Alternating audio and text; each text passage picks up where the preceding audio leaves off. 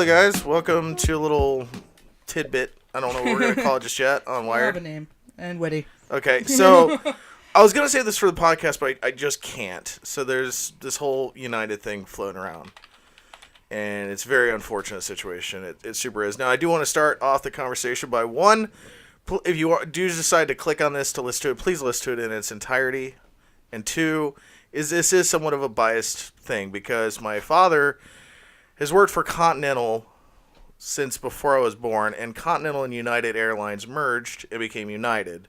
They kept the logo, and they used a United name after the merger some years back. I don't remember exactly when, but I know it's been several years ago. And if you are, unfamiliar with this whole situation, as you may or may not know, recently on a United flight, an unfortunate passenger was forced off the plane by Chicago flight authorities, and against his will. And it's a very disturbing video, to say the least. And then somehow he made it back on the flight for momentarily. They let him back on. But then didn't they kick him back off or something like that? No, they let him back on because... What was that whole second bit of the video of him just like sitting there like screaming, like kind of like, I want to go home. Mainly because he got knocked out. Yeah. And then he woke up and he was all bloody. Yeah. Yeah. But they let him back on the plane. But they didn't, they let him back on the plane with, blood pouring out of his mouth. Yeah. Yeah. It's just fucking terrible. There's no way to say it. And I'm not saying United is fucking innocent in any of this, but I don't think they deserve as much demonizing as they're currently receiving right now. And the reason for this, I want to explain some things to shed some light on the situation. Again, it doesn't justify the actions of what was done at all. What happens whenever an employee flies, okay, first off, the whole thing that keeps coming up is the flight was overbooked. It was not overbooked. It was booked. Just like a hotel, you don't want to leave rooms empty. Same with airliners. You don't want to leave seats empty. You want to fill them as much as you can. Not saying overbooking doesn't happen. It does. But in this particular case, it wasn't overbooked. They needed to get 4 employees onto a flight. So the thing is whenever an employee flies, they fly standby. What that means is that you don't get on the flight unless the seats are completely empty. Now, there's 2 usual categories an employee would be flying standby. One for vacation/pleasure, in which they wouldn't go through forcing anybody off the plane. Or 2 is that it's for business. In this case, it was obviously for a business need, whether it's a pilot needing to get to an airport to jump on an airplane, or a mechanic needing to get there to fix an airplane. There's some reason why the employee needs to fly. And in those cases, if the flight is booked and let's say they need to get out there immediately, they'll, again, I hate the word reaccommodate. The fucking goddamn CEO had to use that word in this situation. But in normal cases, they would reaccommodate anybody, and they hook them up. Usually it's only a couple employees, so they'll need a couple people. Hey, if you give up your seat, you get X number of money. We'll hook you up with a hotel room, hook you up with free flight the next day, and they basically refund you your money back. They hook you up. They really do. They for your inconvenience, because it is a huge inconvenience. And in this case, they were offering $800 a hotel room. Well, the first offer was $400. Then they went back and offered $800 for anybody who wants to give up their seat. You get a hotel tickets, a travel voucher, and obviously you get refunded your ticket in these sort of circumstances. However, I don't agree with them then all of a sudden randomly drawing names from a fucking hat, or however the hell they just randomly selected these people to get off the plane. Now, I know 3 did it begrudgingly. They were, fuck it, all right, whatever. And this one gentleman explained to them that, hey, I'm a doctor. I need to get home because I have patients essentially waiting for me. Yeah. In that case, they should have did one of 2 fucking things. Re-randomize a name, or I don't know, sweeten the fucking deal more. Because in this case, their stock has already dropped 3 fucking %, if not more, since I've looked at it, which equates to over $300 million fucking dollars. So my thing is, even if you would have offered them a fucking $1,000, $2,000, $5,000, $10,000 to get off the fucking plane, it'd be money saved. Or here's a better suggestion: is I know you have fucking private jets there, Continental/United. Send a fucking private jet out to pick up your people and get them to where they need to fucking go. But then what happens is the guy didn't want to leave. Understandably so. He paid for the fucking ticket. Yeah, they let him on the plane. So what the fuck? He paid for the ticket. He went through security. Everything should be checked out. He shouldn't be forced to give up his seat. If he doesn't want to give up his seat, go to the next person, or again, sweeten the pot.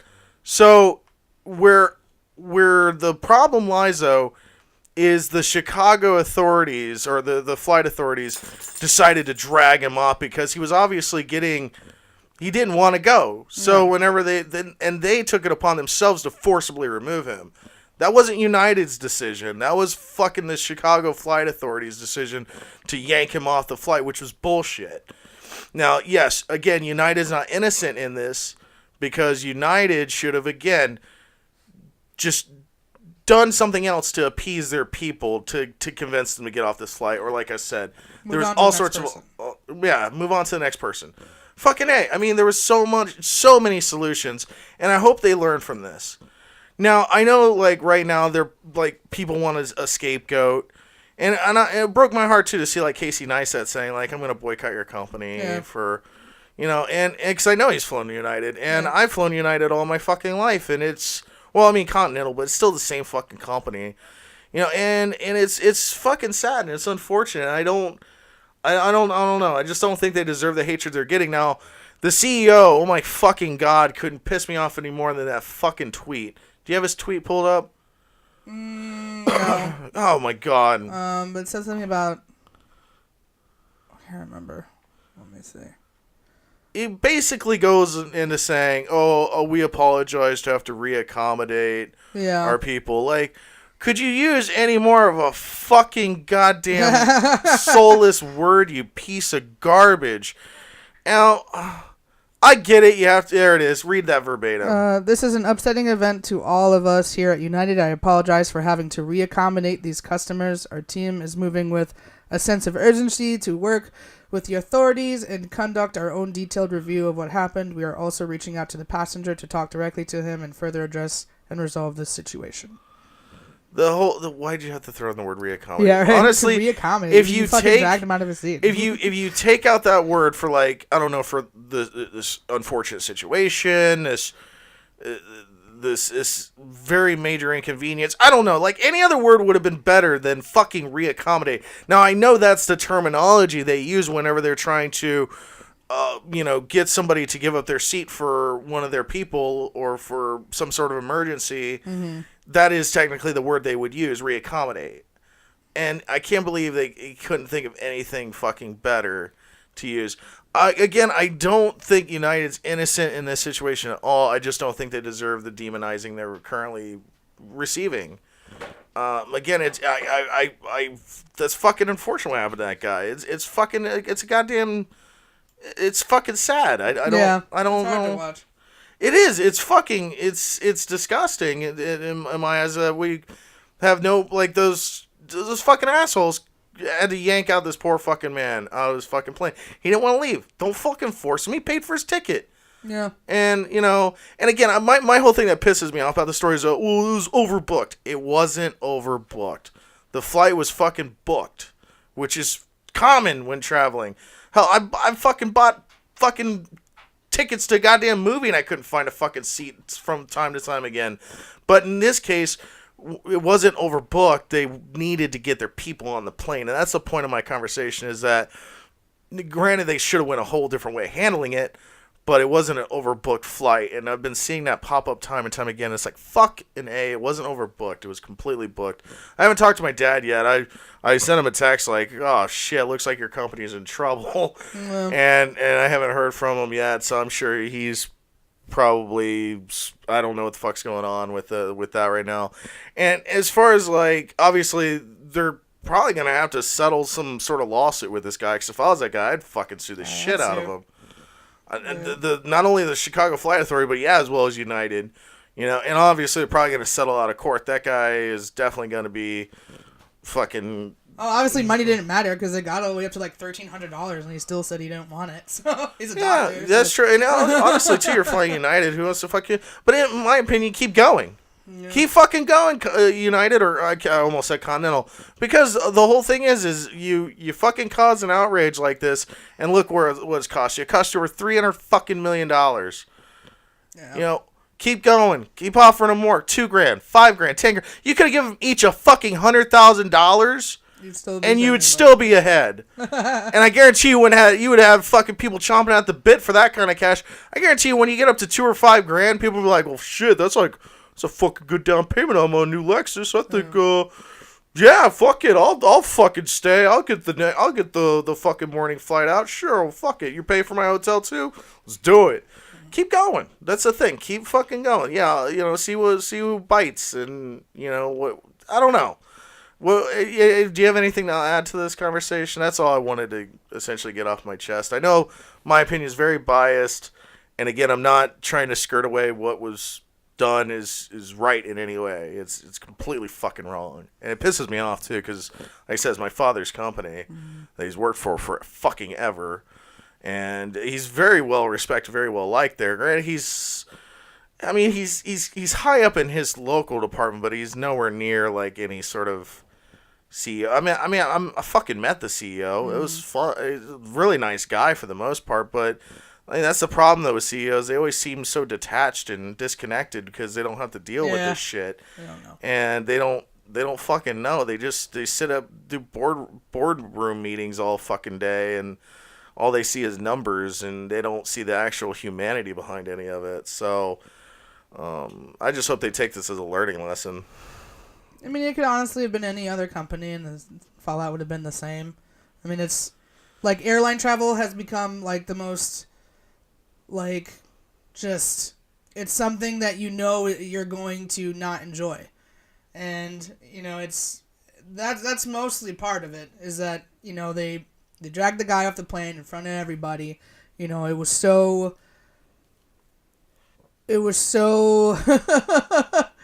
Like 1984-esque, like you have no choice. Like it just plays into that stigma that we have about big corporations, that we're just numbers and we're just here to fill seats and we're dispensable. So they that's what's mainly fueling the hatred towards United, not the fact that it was overbooked. You could say that it was overbooked, you could say it was underbooked, you could say that it was booked. Doesn't matter. I don't think that matters. I think it's the way that the guy was treated, and absolutely the response to it. No, yeah, I just, like I said, I kept seeing that. Oh, this flight's overbooked, so you're gonna have to get the fuck off. That wasn't the case. They were trying to get people on. To obviously, they had somewhere that they needed to be. My father has had to do that from time to time, but it obviously didn't get to this situation. He had to be in Houston or Newark. To either a very important meeting or one of his thing that he's been traveling around for a while is whenever they wash the planes, they actually have to call a hazmat team because of the jet fuel and everything to dispose of all that. But he actually figured out a filtration system that they could use, and he invented it essentially. He was even appeared in these like airline magazines and all this shit over it, and he invented this like basically where it filters all the waste down to a point where you can actually just dump it. It's not toxic anymore where you don't need a hazmat team in it, and it saves a company like fucking over $1 million a month or some shit like that by doing these rather than hiring hazmat teams when they wash the plane. So in anyways, be as that may, he's had to go do these flights, and in the cases, very rare are that where they completely booked, they would again just ask, is anybody interested in giving up their ticket? We'll pay for your hotel. We'll recomp your ticket. We'll give you free travel vouchers. And usually once they get up to a certain number, but whether it be $400 or $500, whatever the case may be, usually at least there's one or two volunteers that says, yeah, sure, why not? They're not in a hurry. Yeah. The extra money as well as whatever is not a huge inconvenience for them. But, again, to forcibly get your people off is bullshit, or get your customers off the plane forcibly. Forcibly. Oh my God, I can't fucking believe they did that. God damn it. Especially, like, the whole drawing the names through the fucking hat thing. Again, Yeah, come on. Come on. You couldn't go to first class first and then work your way down. You had to go immediately to the people who paid less for their ticket. Well, that's another thing, too, is usually when you get reaccommodated, like, whenever you get on your next flight, if there is, like, a business class or first class open, that you get it. And that's the beauty, too, about flying standby. I flew in standby several times. And it is amazing whenever a coach is completely booked. But we got like 6 seats open in first class. Well, and I know it's now known as business class, but here you go. Oh my God, it's so good flying business class or first class. It's so fucking good. But anyways, I digress. But it's unfortunate. I hope they recover from it. I don't think they need to shit can their CEO. I have a feeling that may happen. But at the same time, he's not to blame. I mean, yeah, he had a stupid fucking tweet to give out. Or maybe it wasn't even him. It was maybe one of his fucking cronies. I'm not trying to defend it. It was a lame-ass tweet with the whole word reaccommodate. Because it's hard to get out of that air fucking plane lingo. Whenever you're around, like the airplane guys for a while, or, like, you know, they use all sorts of lingo and terminology that to us seems like insensitive, but to them that's just, although that's what we call it. That's what that thing is named. So that's my only defense for that tweet, is the reaccommodate is essentially the word for, hey, would you please get the fuck off this flight so our employee can use it? Yeah. But he should have probably used a different word. Probably. I don't know. But yeah, like you said, airline travel is a fucking terror. And honestly, it's more the whole security thing that makes it a terror. I understand it's for good fucking reason. It's necessary. It sucks a big fat donkey dick. And now, instead of just, like, walking right through the airport while smoking a cigarette, you have to show up to the airport, like, 3 hours early and get ready to have your butt cheeks fucking spread open. It's like, I don't even know if it's different anywhere else, but, like, here in Orlando, it was so surreal. Like, they key you up, and then they have dogs going up and down the line, and they constantly chant this, like, one thing, like, empty your pockets, empty your bags, empty, like, and it's just, like, over and over and over again. It feels like you're being checked into, like, a fucking camp. Welcome to Auschwitz. Yeah, like, what the fuck? Like, it's so impersonal, and, like, that just already. So, like, if you have to go through that, and then you have to get on the plane and then deal with that shit, like, I would have freaked the fuck out. Oh yeah, and then having to go back through that essentially the next day. Yeah. After being delayed and inconvenienced. Yeah, so of course everyone's like, no, fuck that. Not for an hour. Like, I don't know how long. This flight was a very short flight, and they're like, no, I don't. Like, I want to go home. If it was that short too, why don't you pack up your guys in a fucking van and drive them there? Road trip. You know, like I said, send in a fucking private jet. I've flown on one of your guys' private fucking jets. You got them. You probably got a whole fleet of them. Probably cheaper. It would, yeah, than $300 million. You're absolutely fucking right. It would have been a lot cheaper. Granted, it's not cheap fucking flying those things, but still, your CEOs fucking use them all the time. Why don't you fucking use them for your fucking employees instead of these situations? Anyways, I'm fucking going off the rails, but that's my thought. Let me know what you guys think in the comments below. Like I said, I hope they're able to make this situation right, and I'm sure they are. Mm-hmm. But fuck, man, I just feel bad for my pops who's like worked for them forever, and they've had such a fucking pristine reputation for the most part. Very rarely do I hear their names pop up in the news that has to do with bad things, and even if I do, it's usually like a really one-off sort of thing. But yeah, we'll see. Yeah. Well, anyways, later, guys. See ya. Fuck.